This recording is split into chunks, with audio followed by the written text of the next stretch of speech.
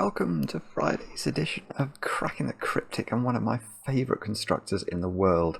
With a puzzle called Tower of Babel, we've got Jay Dyer. So she's come up with another masterpiece. Apparently this has been recommended to us about a dozen times since it was released, which I think was a couple of weeks ago. Anyway, this is what we're going to have a go at.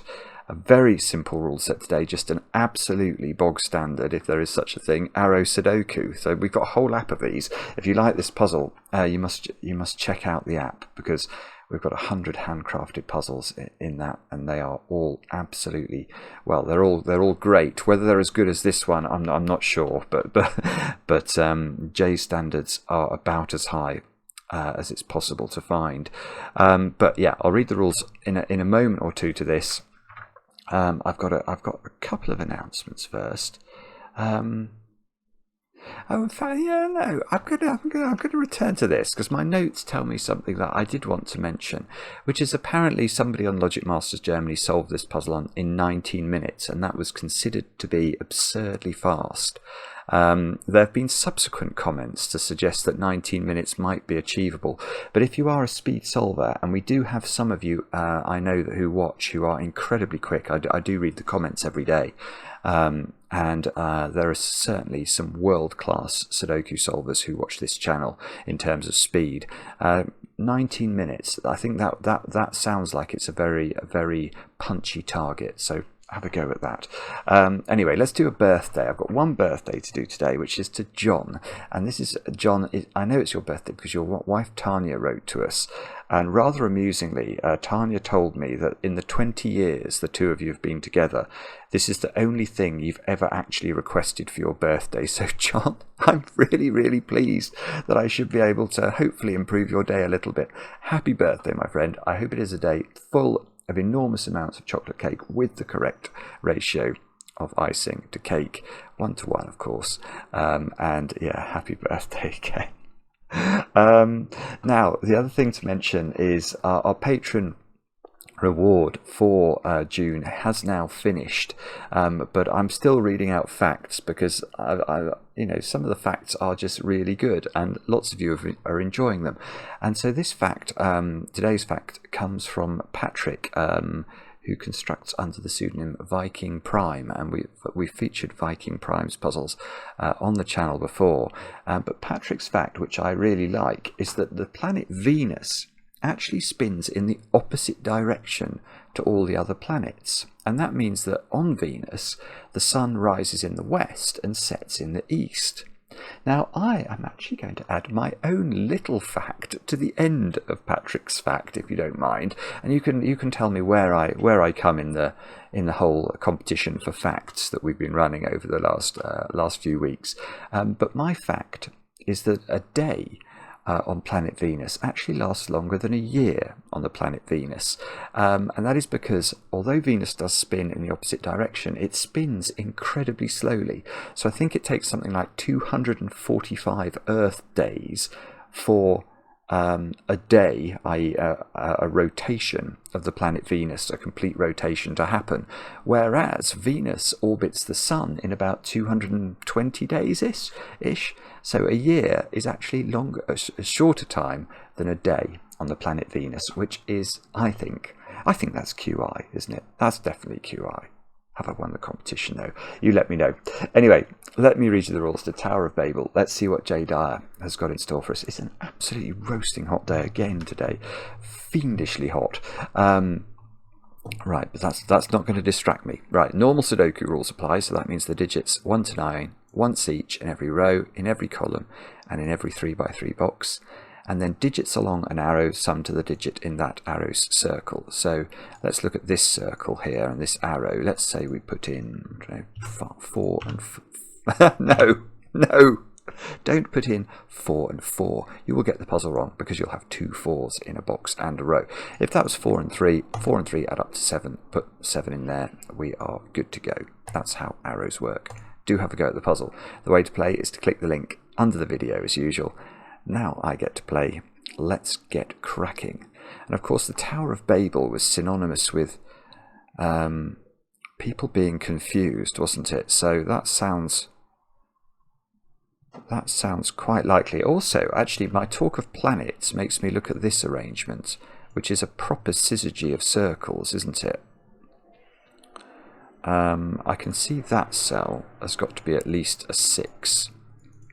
And that's because this circle is summing 3 different Sudoku digits in the column. And if these were minimal, 1, 2, and 3, they would still add up to at least 6. So this square must be 6, 7, 8, or 9. In fact, look, we've also got the same thing there, 6, 7s, 8s, and 9s, because these are both 3-cell arrows on which all of the digits have to be different.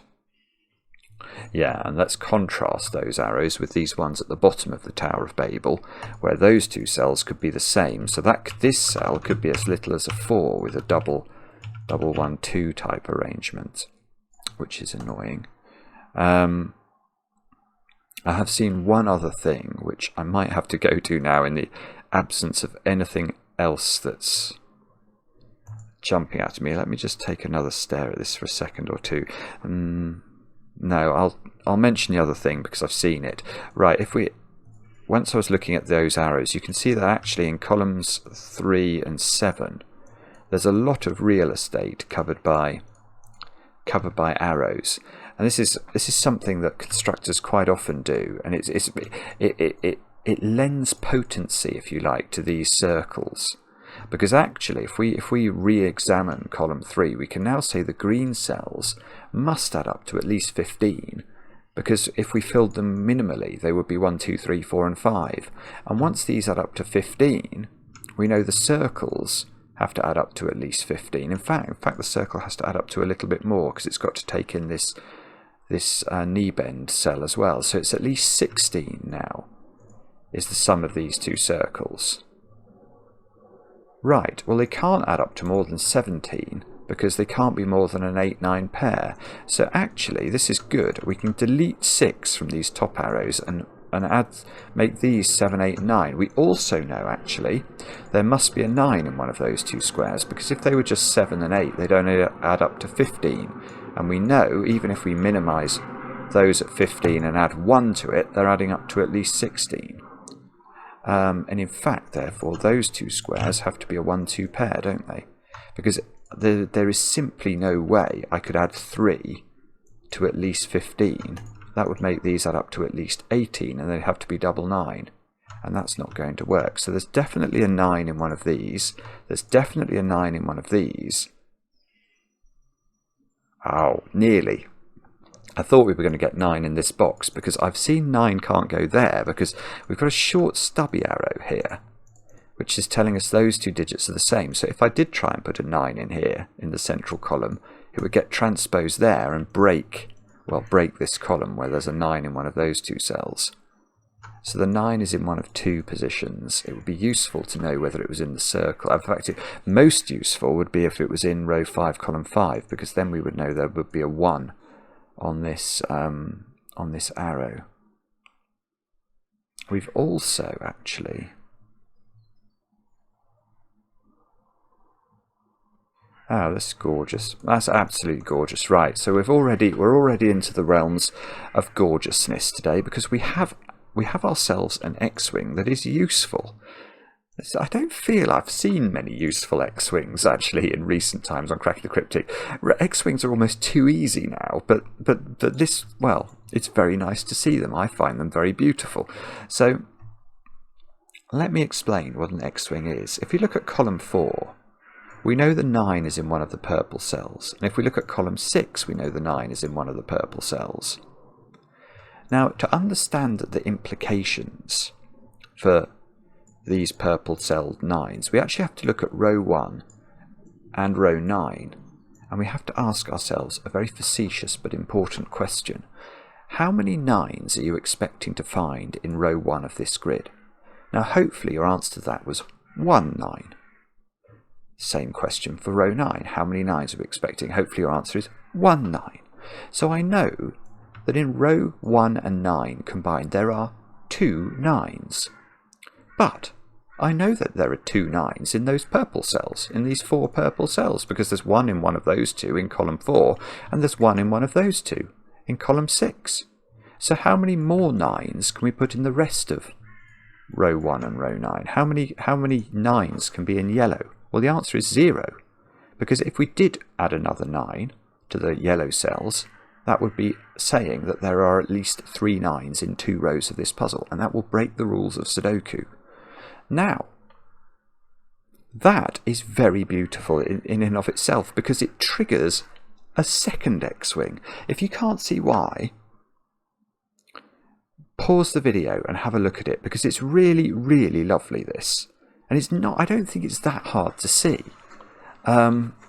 So, for those of you who managed to do it, congratulations. The reason it triggers a second X-Wing on 9s is now we can ask questions about where 9s go in columns 3 and 7. Now, 9 can never go on an arrow that's more than 1 cell long, because obviously the circle that's associated with that arrow is then going to be a double-digit number. So, given 9 also can't be in the yellow cells, 9 has to be in one of those 2 cells in column 3, and in one of these 2 cells in column 7. So exactly the same question arises. To understand the implication, we say how many 9s are going to be in row 5 and 6 combined? Well, there's going to be 1 in row 5, 1 in row 6. That's 2 9s. But I know there are 2 9s in the blue cells because there's 1 in column 3 and 1 in column 7. So there can't be any more 9s in all of those cells. And if there can't be any 9s in red, my little tiny pencil mark here, it would be a third 9 in 2 rows. So that's not 9. And we have got, well, we didn't get quite the result I was hoping, but we did still get a rather pretty result, which is that we can place our first digit in the puzzle up here. And we've built a cacophony of colour as well, which I'm not really prepared to get rid of. Now, what does this mean?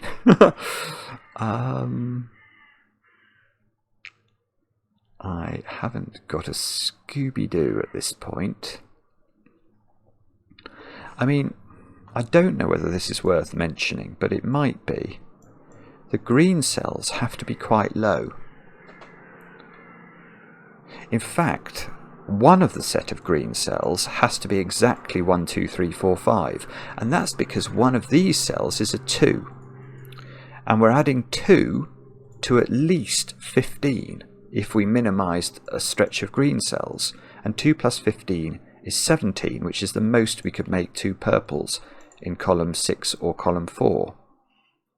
So one stretch of green is definitely 1, 2, 3, 4, 5. The other stretch of green could be higher. It could be 1, 2, 3, 4, 6. But it can't be higher than that. It can't add to more than 16 because that one's still got to have 1 added to it. Oh, so actually that's a good point. Can that be a 9, 8, 9, 8 pair? Oh, only just. Yeah, okay. So I think these can be.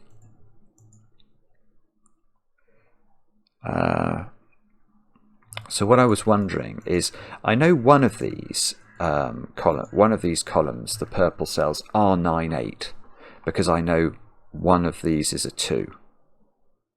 Then I was thinking, could the other be 9, 8 as well? And that would mean that their green cells would be 1, 2, 3, 4, 6, because we'd be adding 1 to those. And I think that looks possible, because if all of these were 9, 8, the 8 in this column, the 8 in column 5, couldn't, well, it would have to go in one of those 2 cells. It couldn't go in orange because it would get transposed here, but it could go here, I think.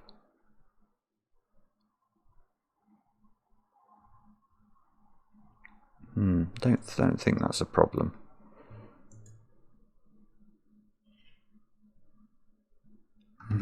Okay. So is it worth recording that these green cells always have 1, 2, 3 and 4 in them? Well, yeah, maybe it is actually, because I'm suddenly realising that because they have to have at least 1, 2, 3, 4 in them, these squares have a minimum value of 5. 5 plus 1 is 6. So these are at least equal to 6 now.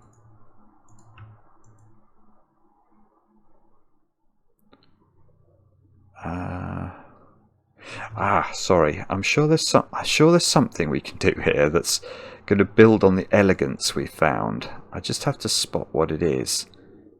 It's got to be... Oh, Maverick's just taken off. Maverick, you're a little late today. 15 minutes. Normally it's about 1 minute into the video.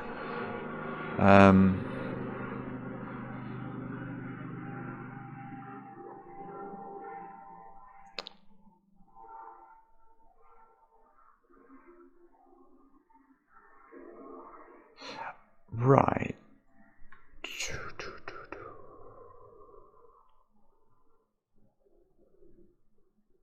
Right. I've got something. Okay. So I want to look at...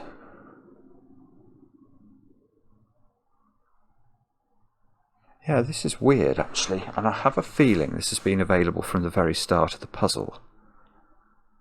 I think we have to look at the base of the tower. So look at those 4 cells together. All of these red ones. Now where do they go in this column? Well, one of them is 9 and that goes there, so that's 1 red cell. The other 3 are a 1-2 pair and a 7 or an 8. Now none of those digits, they obviously can't go in their own box, and none of them can go in orange because orange would get transposed here and repeat within this box. But 7 or 8 can't go on a 3-cell arrow because the maximum digit you can put on a 3-cell arrow is a 6 with 1, 2 and 6. So there's a 7 or an 8 that's got to go here.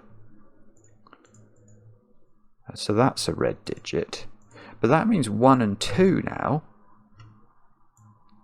have to go on the arrow. And if 1 and 2 go on the arrow, they've got to go up there with 6. I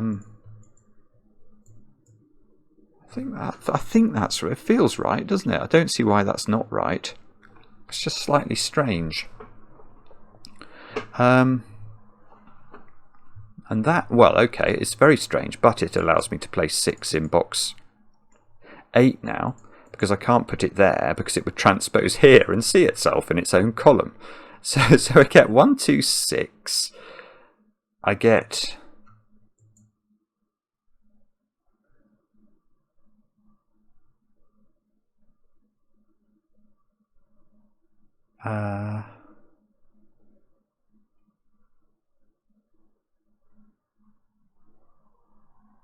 Right.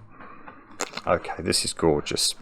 Okay, so now we can just run the X-Wing logic again.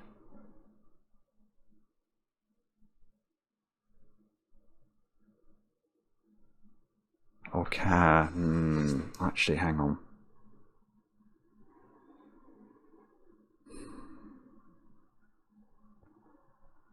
Hang on.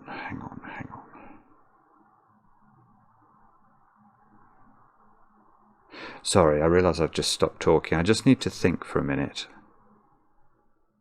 If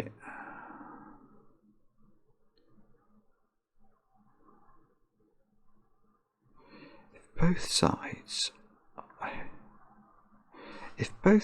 are 9, 8. Yeah, I'm not. I'm not sure what this results in, but earlier on, I was looking at whether you could have 9, 8 on both sides here. I think I'm. Hang on. Just think about this, because I think I missed this earlier. Yeah, there's another trick. There's another trick, unsurprising perhaps. But look, if I do that, the puzzle's broken. You have to combine what we've learned about the middle box with the thinking about the green cells. So we looked at 9s in the context of these columns, but now I want to think about 8s in the context of those columns. Now there is no way you can put 8 into a green cell, because the minimum sum of the green cell, once you add 1, 2, 3 and 4 to it, would be 18, and once you add this digit to it would be 19, and these circles are broken then. So there's definitely no 8 in green, there's definitely no 8 in yellow, because we've got an X-wing now, exactly the same as 9s, and that means that we'd have to have an X-wing. These blue cells were meant to indicate an X-wing on 9s, they now also indicate an X-wing on 8s. But if that's an X-wing on 8s, where do you put 8 in column 5? Because it doesn't go in any of those cells. It can't go here because of this X-wing, and it can't go in orange because it would transpose into itself. So this doesn't work. But this is where I'm feeling a little bit like I'm not connecting the circles or the dots correctly, because I know one of these sides has to be 9, 8, because we've got to add 2 to something. But now I know the other side, whichever that is, can't be 9, 8, because that would cause the X-wing problem. So must be 9, 7. Now that means that the green cells on both sides are always 1, 2, 3, 4 and 5, doesn't it? Because in order to get a 9, 7 pair adding to 16, I'm going to need 1, 2, 3, 4, 5 in green and add 1 to it. So these are always the same.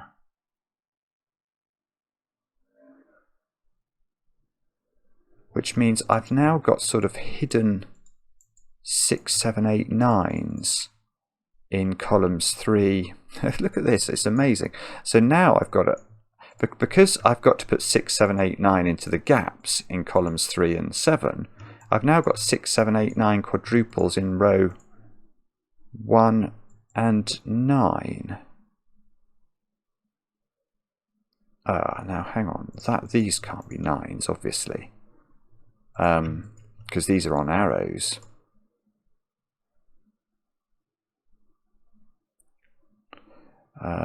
What is 4 plus? Yeah, okay, right. Now we can do maths. This is just brilliant. Right, okay. What is the minimum value of those two squares? Let me use another colour. Grey. What's the minimum value of those two? Now these can't be a 1, 2 pair because that would break this square. So the minimum value of these two is a 1, 3 pair. 1 and 3 add up to 4. There is a knowledge bomb for you. What's the minimum value of those two squares?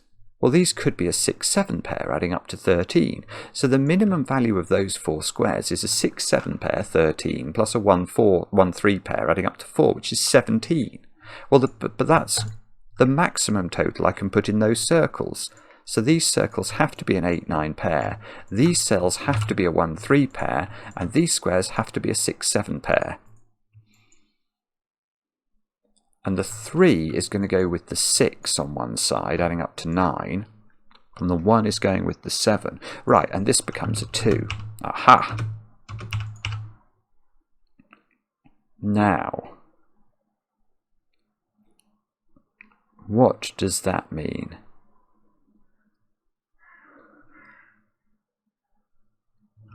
I don't know. I don't know.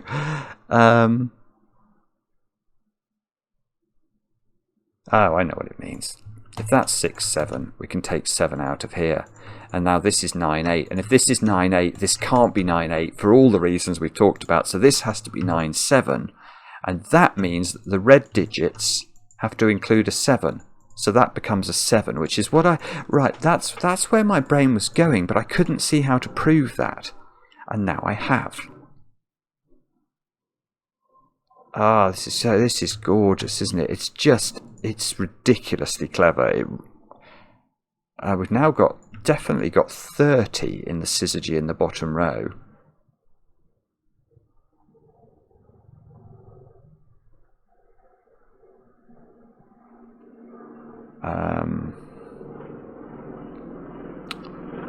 Okay.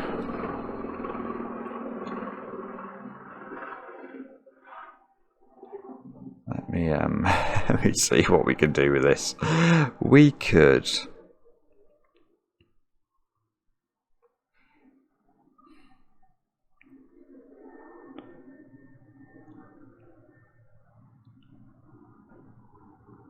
Right, I can do a bit more actually. I'm going to come back to my X-wings.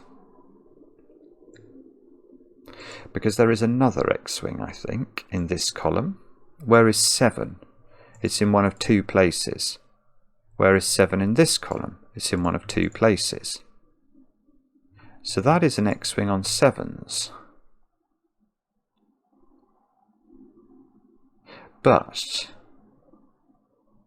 we also know the blue squares contain an X-wing on 9s. So when we've got this X-wing on 7s, how do we do this? How can I show you? I mean, I can get rid of red now. Actually, I think we've used red to the maximum.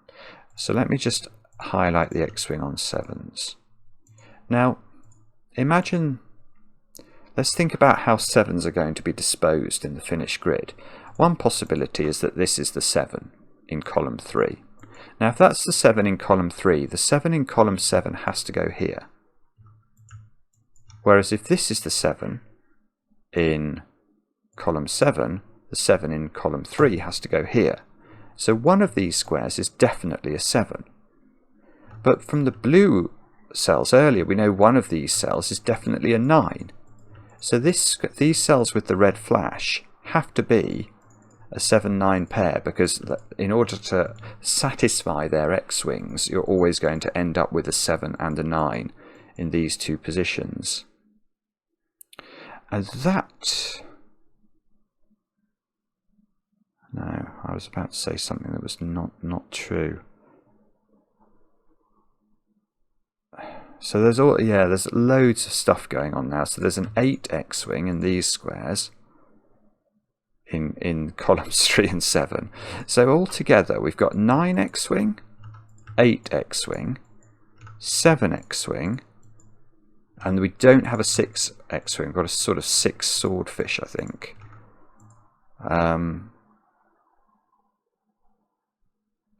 3, 4. Let's just fill these squares in. 3, 4, 5, and 8. So this is, yeah, that's 3, 4, 5, or 8. That makes sense.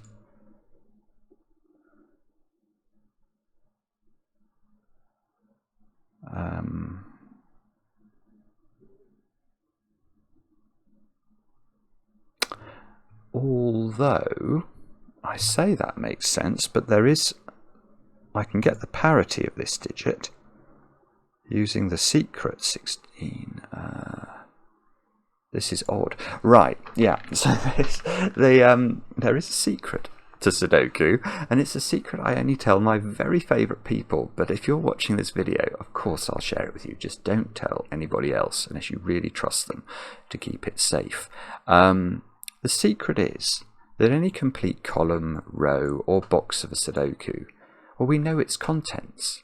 We know it must contain the digits 1 to 9 once each, and therefore we know its sum, which is the sum of the digits 1 to 9, and that is 45. Now, 45 is an odd number. Now, I know a trick about an arrow and its circle, because if we think about mathematically what an arrow and a circle represent, let's define the arrow cells as x. Well, then the circle is summing up to x. So the sum of both elements, the circle and the arrow cell, is 2x. 2x must be even. So that's even, 7 and 9 add up to 16, which is even, but the whole box adds up to an odd number. So to do that, that's got to be odd, which means it's not 4 or 8, this is 3 or 5. And that is very pretty indeed. And totally useless, I think.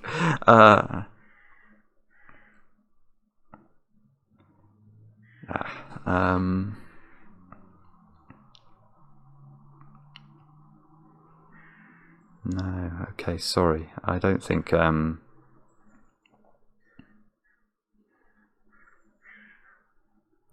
that's the sort of thing that feels like it's there for a reason.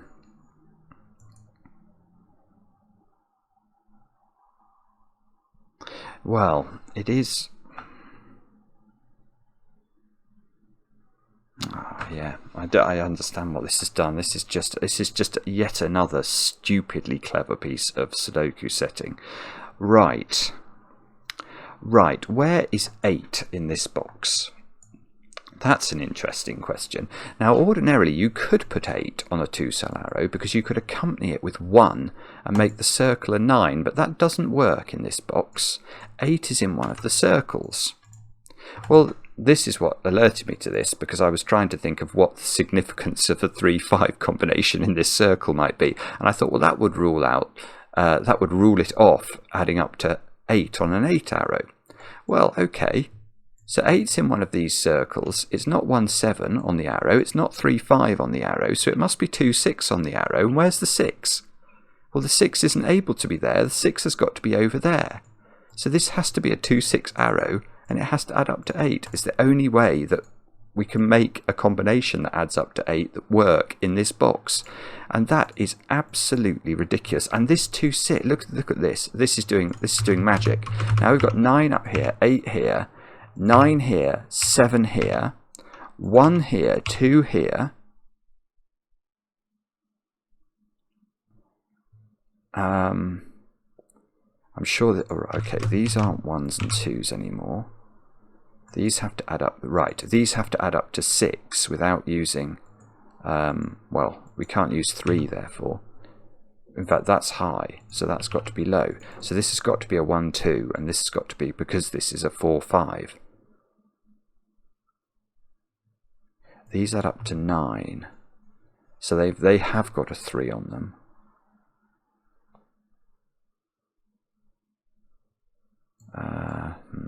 Don't know. Okay. What about here? We've got 9. These add up to 7. Okay, 1-6 seems to not be possible anymore, so let's take that out. So it's either 2-5 or 3-4. Oh, okay, yeah, that's totally fine, isn't it? So there's a 1 on the 8 arrow, and then whichever version of 7 this doesn't add up to, or say this takes 2-5, this will be 3-4, and vice versa.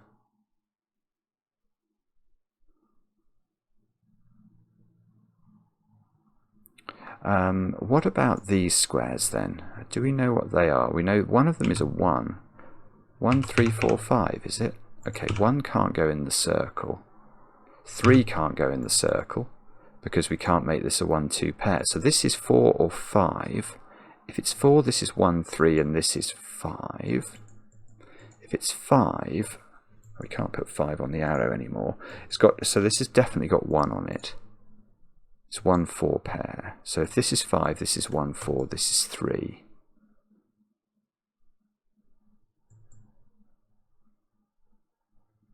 Um, 4 is over here.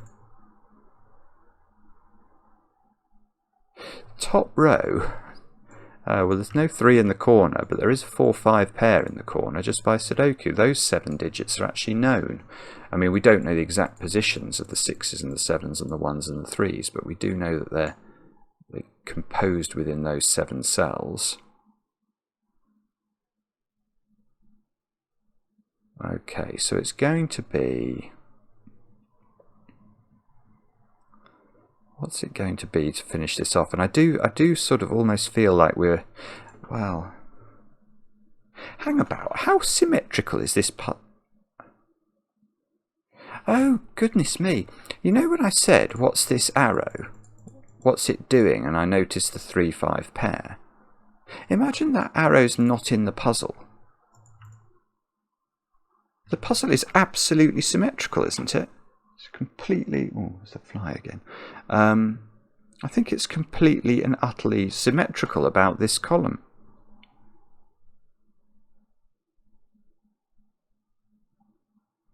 That's amazing. I mean, it's an astonishing piece of construction, this. Right, we've got a 7-9 pair there, so these add up to 16. I know one of these is a 9. That's 25.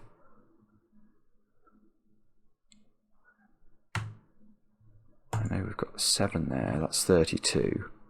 If we had an 8, then these two would have to add up to 5, which they could do if they were 2 and 3.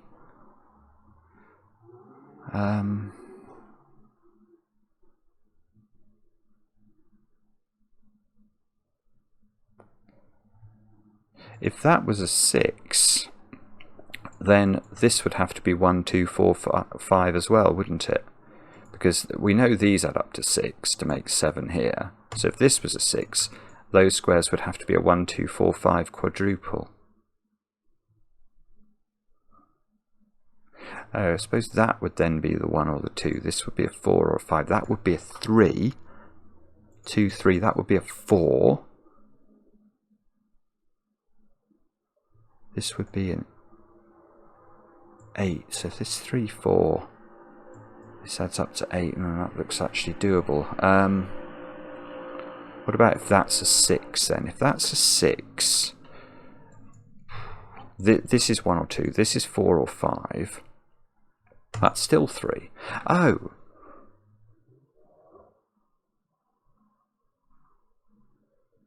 That is sublimely beautiful to me. I've never seen that before, I don't think.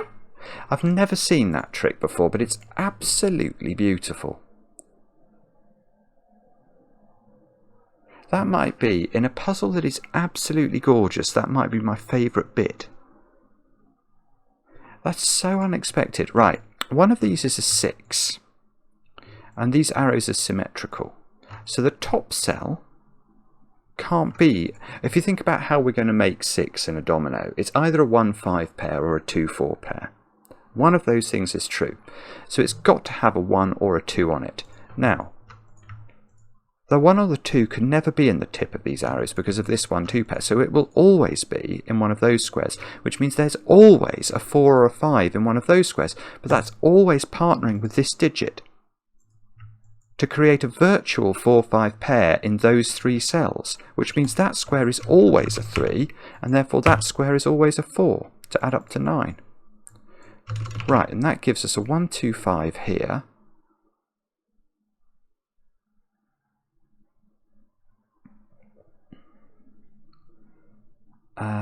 Let me just see what that's. I'm sure this is going to crack it actually. Yeah, I can go further. That's now an 8, isn't it? Because one of these is, we've still got this virtual 4-5 pair in those 3, and now we've got a 3, so that's got to be 8. 2, 3, 4, 5, 6, 7, 9.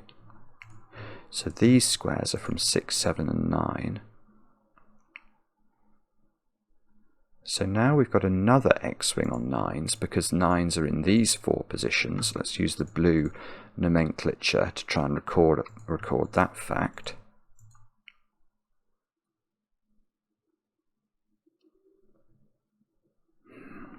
I don't know actually. I'm not actually sure that's taken us forward very far. The reason, obviously, you can never put 9 on the tip of a 2-cell arrow, so that's why I knew the 9 in these rows was restricted. Ah, that's not 4. So that's a 3-5 pair, so that's 4. Come on, that must do it, doesn't it? I don't know. Oh, I tell you what we might be able to do. Can we think about the same sort of logic with the 8 arrow? Because one of these is a 6 arrow, but the 8 arrow is going to need either 1, 7, 2, 6 or 3, 5 on it. So it's going to have a low digit in one of those squares as well. So these digits are from 1, 2 and 3. These digits are 4, 5 in the case of whichever one of these is a 6 arrow, and whichever one is an 8 arrow. Ah, no, it could be 6 or 7 as well. Oh no, that didn't work. Okay, well, I'll leave the pencil marks in, but it's not an intelligent deduction. Well, although that's not 3, having said that. So if that's not 3, that is, I can't even eliminate anything from that. Because yeah, I mean that's not a 3-5 arrow, but it could still be a 5 here with a 1 below if this is a 6. Oh dear, no, okay, I think now, what we might be learning is that we're looking at the wrong part of the puzzle to take this further forward. I'm not sure about that, but I sort of feel like this is starting to run dry, this logic. I mean, there's all sorts of interesting things going on. There is a 5 X-wing now in the very corners of the grid. I don't really know how to show that. I'll use a light green confection because the 5 in the bottom row is in the corners, the 5 in the top row is in the corners. So there's no 5s. There's no 5s on these arrow tips now. Is that surprising? Probably not.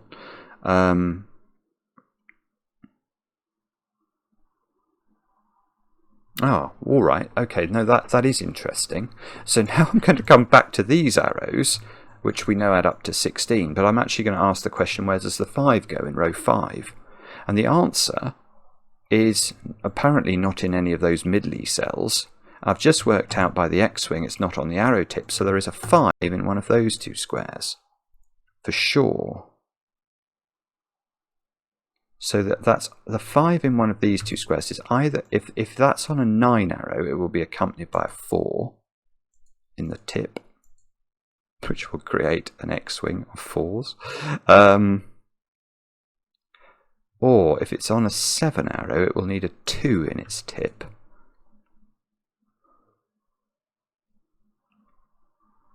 That would make that a 6.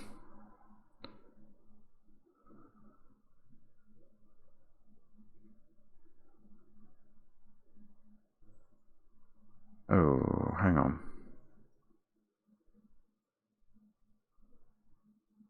Hang on, that doesn't feel right. That doesn't feel right. Is that actually possible? 5, 2, 6.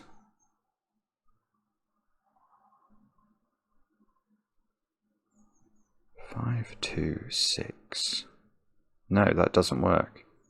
We've run out of digits in the row. Right, okay, we can do something in this row now, I think. Okay, so what I'm thinking is, it's hard to show this because I don't know which of these is going to turn out to be the 7. Let's just make this the 7. And you'll see it's symmetrical logic. The point was, if we put the 5 on the 7 arrow, we have to accompany it with a 2. And this could be 7, this could be 5 and 2, but the principle is the same. That's going to force 6 onto this, onto the 8 arrows position. But now the 9 arrow, which is going to be on the other side, how do we fill this in? That's my question. Because we can't put a 1, 8 on it, or this square is not fillable, because this square then couldn't be 9, 8 or 6. And if we can't put 1, 8 on it, we can't put 2, 7 on it, we can't put 3, 6 on it, and we can't put 4, 5 on it, we just can't fill it at all. So that's great, because what that means, well, when I say great, it might be great. One of the, oopsie, there is now a 4 on one of these arrow tips, whichever one of these is the 9. Right, so that means this is never a 4. So that's 1 or 3 now. So there's a 9 arrow, which is 4, 5. Okay, all right, but now we can reverse the logic, because if the 9 arrow in row 5 has 5, 4 on it, what does the 7 arrow have on it? That must have 1, 6 on it. It must do, because it can't have 3, 4 or 2, 5. So these cells are 1, 6, 4, 5. No. These cells are 4, 5 and 1, 6 as a quadruple. And now that square's a 3, that square's a 2, that's a 6, that square is a 1, that's a 4, that's a 5, that's a 5, that's a 3. All of a sudden we are getting somewhere. We've got a 5, 7 pair in column 4. What are these two? These are now 4 and something, 3. That's not a 1. I can see that's just done something in this box, so we might come back to that in a minute. These two squares now are an 8, 9 pair. Okay, I'll show you the thing I saw there, which is this not being a 1, plonks a 1 into one of those 2 squares on my 8 arrow here. But it also means that square's a 3, and if that square's a 3, it must accompany a 6. That's got to be 9, that's got to be 8, that's got to be 7, that's got to be 1. And that's presumably doing all sorts of things. If that's not 1, we know 1 goes with 6, don't we? If this, no, hang on, 6 here is, yes, okay, 6 here is doing 8 at the bottom. That's 6, so this now must be a 2-4 pair, because it doesn't seem to be able to be a 1-5 pair. So that's filled in, that's filled in.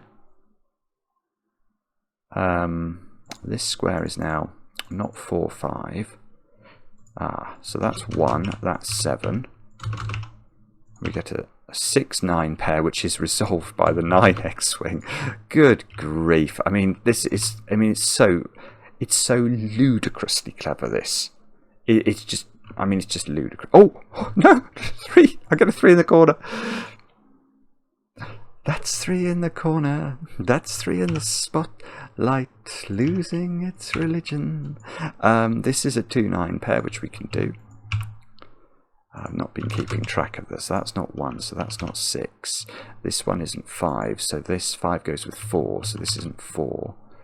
This is now 1, in fact. So 1, 6, 7 we know is the order. That's 9. This is 4, 5. That means this is 8. This is 9. Now this is not. Oh, this isn't a lot of things actually. This is down to 2 or 3. Oh, I see. This is a 2, 3, 4 arrow. I hadn't realised that.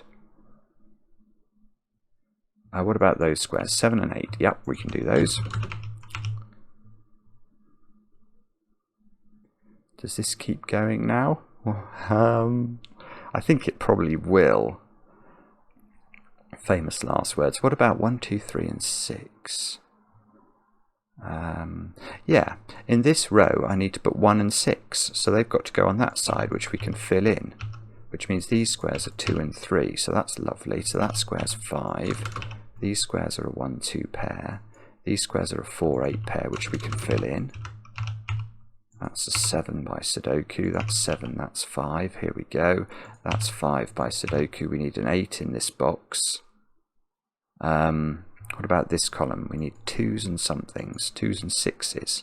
Yes. 6 goes here. 2 goes here. 6, 1, 1, 2. 3, 4 pair. So that square's a 9. 3 here. 4, 2, 4, 3, something. Pause scanning. 3. And that's a 7, is it? Is that the correct solution? I think it felt like it was logical, yes. Absolutely brilliant. What an incredible, incredible puzzle that is. I mean, yeah. I mean, I'm lost in admiration. I cannot tell you how clever that puzzle is from start to finish. And my favourite bit, which you know, there were umpteen brilliant steps before that, but the fact that there was this floating 4-5 pair in these, though I think it was those 3 cells, was it? That to me was just chef's kiss, brilliant. Jay Dyer strutting her stuff again, just fantastic. Let me know in the comments how you got on. I hope you had a go at that. That was just genius start to finish. And we'll be back later with another edition of Cracking the Cryptic.